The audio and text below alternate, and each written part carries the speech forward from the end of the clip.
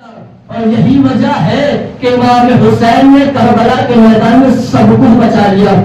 آپ خود سوچئے کہ اگر حسین کربلا کے میدان میں نہ آئے ہوتے تو کون رسول کو جانتا، کون رسالت کو جانتا، کون نبی کو جانتا، کون نبوت کو جانتا، کون امام کو جانتا، کون امامت کو جانتا، کون جانتا دین کیا ہے، کون جانتا خدا کیا ہے، کون جانتا رسول کون ہے۔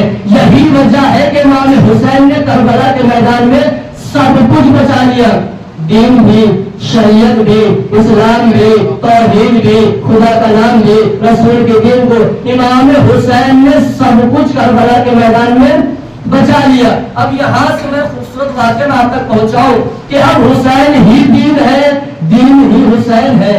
حسین کو سمجھنا ہے تو دین کو سمجھنا ہے، دین کو سمجھنا ہے تو حسین کو سمجھنا ہے۔ واقعہ پاکستان کا ہے، سنا ہندوستان میں رہا ہوں، اور اگر واقعہ آپ تک پہنچ جائے تو اس تک پہنچا دیجیے گا۔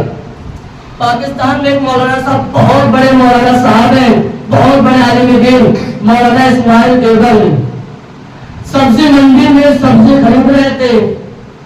ان سے کسی نے کہا کہ مولانا صاحب سبزی منڈی میں سبزی ہی خریدتے رہیے گا، دین بھی سمجھ لیجیے۔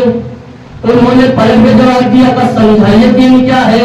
پھر اس نے کہا کہ ایسے سمجھ میں نہیں آئے گا دین کیا ہے، ایک مہینہ مسجد کے چکر لگائیے، ہمارے حافظ صاحب سے ملیے، وہ سمجھائیں گے دین کیا ہے۔ مولانا اسماعیل دیوبند صاحب نے پلٹ کے جواب دیا کہ سنو، ہمارے پاس ایک مہینے کا وقت نہیں ہے، مجھے تو لمحے میں سمجھائیے دین کیا ہے۔ پورے مجمع کی توجہ چاہتا ہوں کہ مجھے تو لمحے میں سمجھائیے دین کیا ہے۔ اس شخص نے پھر آگے بڑھ کر کہا ٹھیک ہے، آپ کے پاس ایک مہینے کا وقت نہیں ہے تو 15 دن کے لیے مسجد میں آئیے، 15 دن مسجد کا چکر لگائیے، ہمارے حافظ صاحب سے ملیے، وہ سمجھائیں گے دین کیا ہے۔ پھر انہوں نے جواب دیا کہ دیکھو اور سنو، ہمارے پاس 15 دن کا بھی وقت نہیں ہے، مجھے ایک لمحے میں سمجھائیے دین کیا ہے۔ اب یہ شخص پریشان ہوا کہ اب کیا کیا جائے۔ اب اس نے سوچا کہ اپنے مولانا صاحب سے ملوایا جائے۔